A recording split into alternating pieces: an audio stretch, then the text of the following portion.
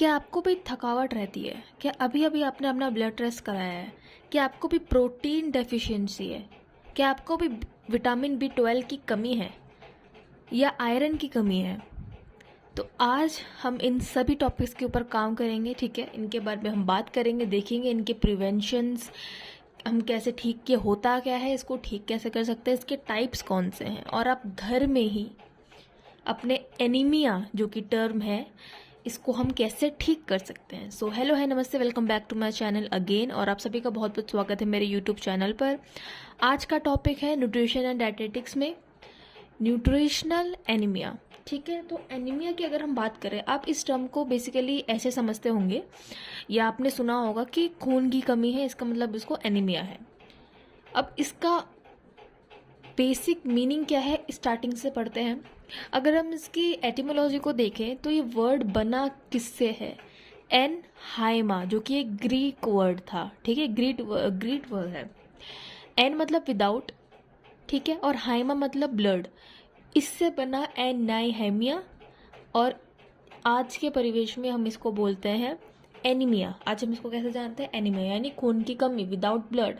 Okay, अगर हम इसका क्लासिफिकेशन देखें तो इसको on the basis of morphological and aetiological basis पे इसको क्लासिफाई किया गया है।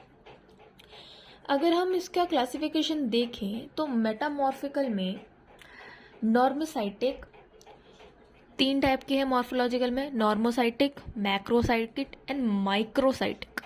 वहीं हम अगर एटियोलॉजिक क्लासिफिकेशन की बात करें तो हेमोरेजिक है, ठीक है, हेमोलिटिक है जिसमें एक्सट्रिंसिक एंड इंट्रिंसिक होता है, फिर एप्लास्टिक होता है, फिर है न्यूट्रिशनल डेफिशिएंसी, जो हमारा आज का बेसिकली टॉपिक है, आयरन डेफिशिएंसी वाला, ठीक है। तो हम न्यूट्रिशनल एनीमिया के बारे में बात करेंगे, जिसमें प्रोटीन डेफिशिएंसी आती है, आयरन है, विटामिन B12 है, फॉलिक एसिड डेफिशिएंसी है, ठीक है, एंड लास्ट होता है anaemia of chronic disease, right. Anaemia क्या है? Anaemia is a medical condition in which decrease the level of haemoglobin of and RBC is known as anaemia. Body में RBC की कमी हो जाना, रेड ब्लड सेल्स, और हीमोग्लोबिन की कमी हो जाना, इन दो चीज़ की अगर बॉडी में कमी हो गई, इसका मतलब हमको एनीमिया हो गया है, ठीक है। अभी कैसे हो सकता है? हो सकता है ये आपको बहुत ही हैवी ब्लड लॉस हो, या आपका एक्सीडेंटली कुछ आपका ब्लीडिंग होने लगी हो, ठीक है।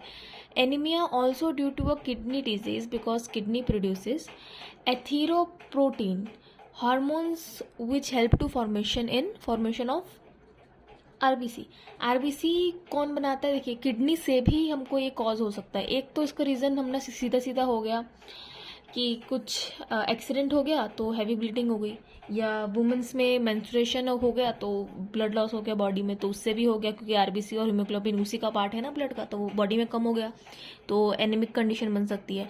एक और क्या होता है, किडनी भी एक रीज़न है। क्यों रीज़न है? क्योंकि किडनी एक प्रोटीन बनाता है, एरिथ्रोप्रोटीन हार्मोन, ठीक है, जो कि आरबीसी के फॉर्मेशन में हेल्प करता है, ठीक है, तो वो भी कम हो गया। अब देखिए, एक नॉर्मल सेल कुछ ऐसा दिखता है, ठीक है, इसमें आपको आरबीसी और हीमोग्लोबिन दिख रहे होंगे, लेकिन एक एनीमिक सेल, एनीमिया जब होता है तो वो कुछ इस तरीके से दिखता है। देखिए, इसमें आरबीसी भी कम दिख रही है और इसमें हीमोग्लोबिन भी कम दिख रही है, राइट।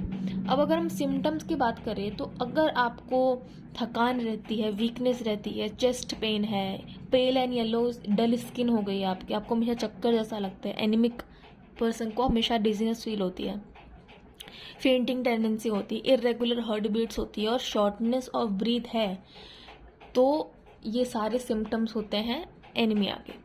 अब मॉर्फोलॉजिकल क्लासिफिकेशन में जो हमने पढ़ा था, ये जो normocytic anaemia, macrocytic anaemia and microcytic anaemia जो होता है, ये होता क्या है? नॉर्मोसाइटिक में क्या होता है? नॉर्मो नाम से दिख रहा है, नॉर्मल है ये, ठीक है, सेल का साइज सेम है, ठीक है, सेल का साइज सेम है, गोल, ठीक है, लेकिन उसके अंदर आरसीबी और हीमोग्लोबिन कम है। वही मैक्रोसाइटिक में साइज बढ़ गया है लेकिन उसके अंदर आरबीसी कम है, और माइक्रो में मतलब बहुत ही छोटा, ठीक है। आप ऐसे समझ सकते हैं कि मैक्रो बड़ा, और वैसे दोनों ही छोटे होते हैं, लेकिन आप इन दोनों में अगर डिस्टिंग्विश करें तो मैक्रो मतलब बड़ा, माइक्रो मतलब छोटा, तो मतलब मैक्रो में बड़ा सेल का साइज लेकिन आरबीसी वही कम है, और माइक्रो में छोटा आरबीसी का मतलब सेल का साइज और उसमें आरबीसी कम मात्रा में है। एग्जाम्पल देखें, नॉर्मोसाइटिक कहाँ कहाँ हो सकता है ये एनीमिया? प्रेगनेंसी में हो सकता है, accident, chronic disease. Macrocytic anaemia example megaloblastic anaemia. और आयरन डेफिशिएंसी एनीमिया बहुत कॉमन है जो हम आज पढ़ने वाले हैं, वो है एग्जाम्पल ऑफ माइक्रोसाइटिक, जिसमें साइज छोटा हो जाता है और आरबीसी की कमी अंदर होती है। अब हम इसको पहचाने कैसे? हम कौन कौन से टेस्ट करवा सकते हैं? हम सीबीसी कंप्लीट ब्लड काउंट करवा सकते हैं, ठीक है। पीबीएफ स्पीमर करा सकते हैं, पेरिफेरल ब्लड फिल्म, ठीक है। आयरन टेस्ट करवा सकते हैं, हीमोग्लोबिन टेस्ट करवा सकते हैं, विटामिन B12 करवा सकते हैं, राइट। अब हम देखते हैं न्यूट्रिशनल एनीमिया का, ठीक है, जो कि बेसिकली होता है कि अगर आप एनीमिया हो, मतलब खून की कमी है और आयरन की कमी है, इसको बढ़ाओ, ठीक है। तो ये क्या होता है? Iron deficiency anaemia cause by lack of iron. Iron deficiency anaemia is may be due to the loss of blood, सीधी सी बात है, and intake insufficient amount of iron. Iron का कंटेंट कम रहना, बॉडी में कम हो जाना और बहुत सारा ब्लड लॉस हो जाना, ये 2 कारण है आयरन डेफिशिएंसी एनीमिया के। कॉजेज ब्लड लॉस, ठीक है, iron loss in body, lack of iron diet, pregnancy में हो सकता है, इरेगुलर एब्जॉर्प्शन ऑफ आयरन से हो सकता है। रिस्क फैक्टर्स क्या है? During the menstruation loss of blood, it is risk of iron deficiency anaemia, क्योंकि जो वुमेन में, गर्ल्स में जो मेंस्ट्रुएशन होता है उसमें काफ़ी हैवी ब्लड लॉस होता है। ब्लड लॉस हो रहा है मतलब आरबीसी हीमोग्लोबिन घटेगा, मतलब उसमें आयरन का जो कंटेंट था वो भी घटेगा, इसका मतलब आयरन डेफिशिएंसी हो सकती है और उसको आयरन डेफिशिएंसी एनीमिया हो सकता है। Second, during the baby of the birth has abnormality and that it may cause iron deficiency anaemia. Third reason हो सकता है if person are completely vegetarian and he is not taking properly iron diet, then it may cause in deficiency of किसका? Anaemia का, ठीक है। Symptoms में भी देखिए सेम ही होगा, irregular heart beat, weakness, dizziness, pale skin growth problem, pale skin, dull skin, है ना, प्रेगनेंसी प्रॉब्लम्स हो सकती है।